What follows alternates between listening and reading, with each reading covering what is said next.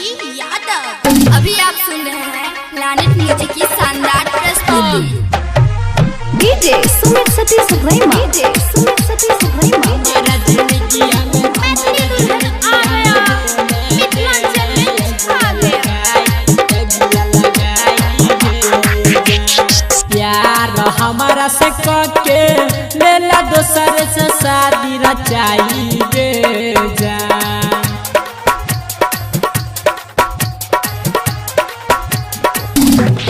प्यार हमारा से के लेला दोसर से शादी रचाई गे जान।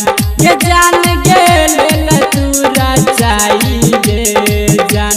ये जान हमारा जिंदगिया में दिल यगिया लगाई गे जान। ये जान हमारा जिंदगिया में दिल यगिया लगाई गे जान। प्यार हमारा से के दिल दोसर से शादी रचाई गे जान।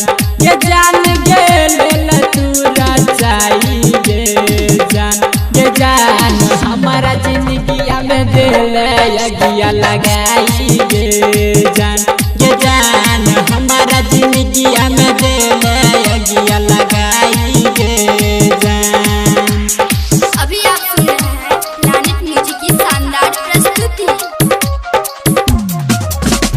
डीजे सुमित सतीश रैमा। डीजे सत्यम मदना बाजार। हमारा जिंदगिया में दिल यगिया लगाई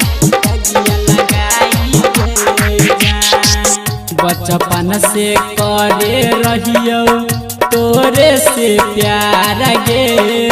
कर दिलही दिलवा में तेरे यार पार गे पार गे। बचपन से करे रहियो तोरे से प्यार गे। कर दिलही दिलवा तू यार पार गे।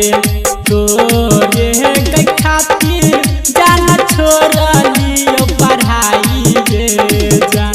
ये जान गे छोड़लियो पढ़ाई गे जान। ये जान सैयो लही दोसर से मंगिया भराई गे जान।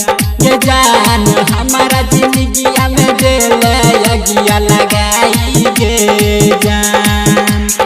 अभी आप सुन रहे हैं प्लैनेट म्यूजिक की शानदार प्रस्तुति। डीजे सत्यम मदना बाजार। हमारा जिंदगिया में दिल यगिया लगाई गे